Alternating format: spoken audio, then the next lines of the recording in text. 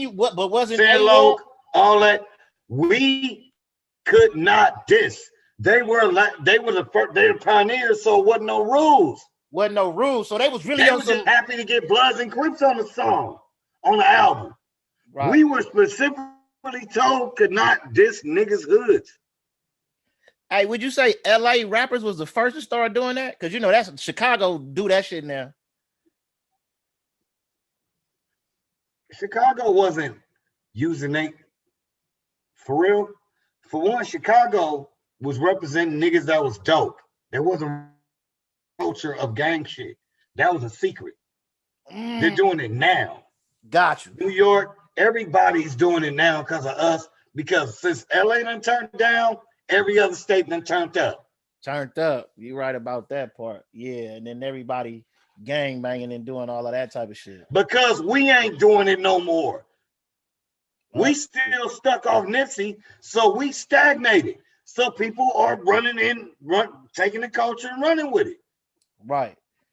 So look, so we go from this, right? This is where we was at. You got shot on 3 different occasions, went platinum, would rep your set. You heard it here first.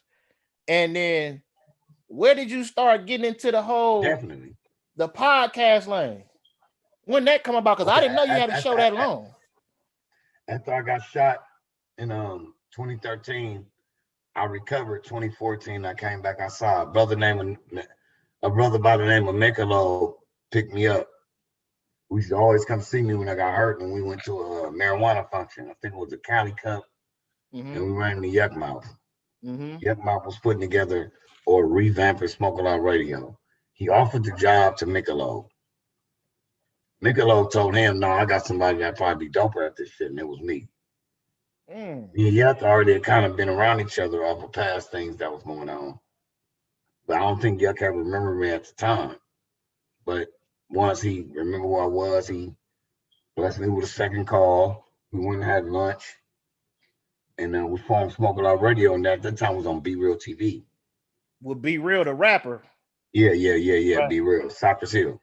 We was on that station for a minute, and then things transpired. Then Yuck had to go do a gang of touring.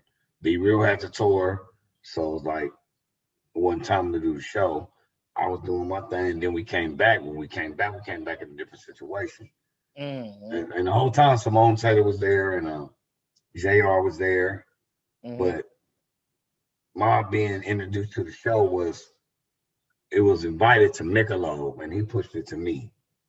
So as far as I know somebody that could be better at it than me. So shouts out to Mikelo for keeping it real when ain't nobody looking. Mikelo threw you the alley-oop. Bottom line. Y'all got a different dynamic, man. You got Yukmouth. We already know Yuck. I got 5 on it. From the Bay, Oakland.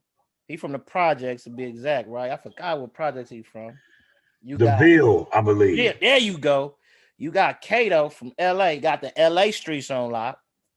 And then you got a porn star. How do all those dynamics work together? Where that shit even come from?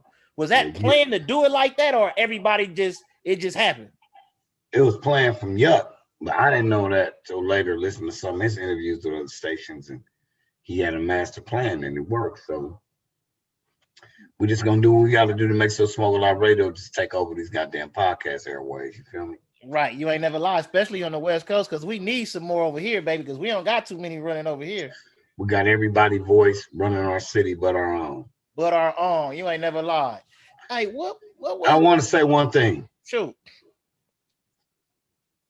No disrespect to Nick Cannon. Go ahead. I love Nick Cannon. Shout out. But he shouldn't have never been the voice of South Central Los Angeles because he ain't from this shit. South Central Los Angeles always get niggas from other stations, other cities. At one time, Steve Harvey was our voice. He from fucking Cleveland. At one time, Nick Cannon was our voice. He from San Diego. This is true. South Central deserves their own voice. Doesn't have to be me, but there need to be some auditions out here where motherfucking South Central radios, Detroit radio, Chicago, every radio station needs one native on the staff of the voice of all their radio fucking platforms, so we can stop whitewashing and watering down what the fuck is going on with our culture. Yep, I agree. Because Nick Cannon can't tell you nothing about no Crips or no Bloods. And it's only so much Big Boy can say because he's a star now. He ain't locked in no more. Right. He not out here 10 toes Because down. Big Boy is South Central. Right. And that's all we got, cuz. Where is DJ Head from South So Kato's putting himself out there as to let motherfuckers know on Bro the Producer Show, South Central need their own fucking voice. You heard it. You Nigga, heard it here, motherfucker. First, you heard it. Hey, let me. Is DJ Head from? Is he DJ Head from? I thought he was from here, Homegrown Radio. He probably is. I'm not. I don't know him personally, so I don't know. Got you. I'm not dissing it. If DJ Head, no, this ain't no diss. This ain't no diss at all. No, I'm saying if he's South Central, let's because LA, we the biggest motherfucking media fucking shit other than New York, and we tired of motherfuckers from everybody everywhere else with a voice on our shit. Right. That's a perfect segue because I seen when you had posted earlier, and I've been on the Council Vlad shit.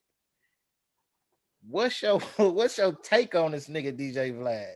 Explain what's your opinion about him and how he conducted. You go to my first interview when I was on Gangster Chronicles. I said, who is he to question our culture? When he said we should be happy for reparations, then he disrespect Farrakhan. Mm-hmm. But then you got rappers that still hopping on this shit doing this thing. I'm not judging no nigga.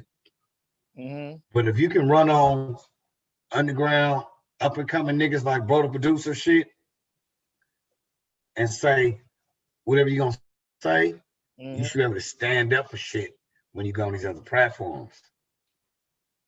Understood. Don't use Bro the Producer shit to be the catalyst for you faking like you with the movement.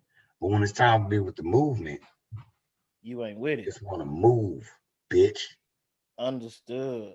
Bottom line, how much more do you need out of dude to understand that dude is not about us? That nigga I don't know him, never met him.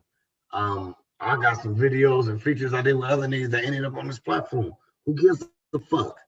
I'm not the fucking rapper industry nigga or that gives a fuck about being on. So you're gonna get nothing but the truth from me. Right. Cancel Vlad. You heard it. Cancel Vlad. What? So how much of this? Because the whole thing is now in the news. You got Casanova that just got caught, and in the news you saying they using.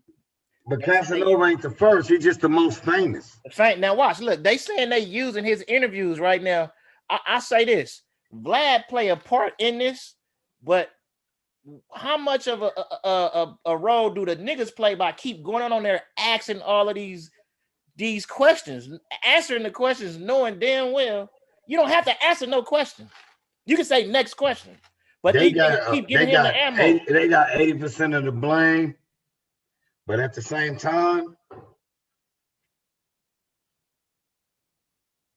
why don't you never ask these niggas nothing about the actual reason that you got them on the show?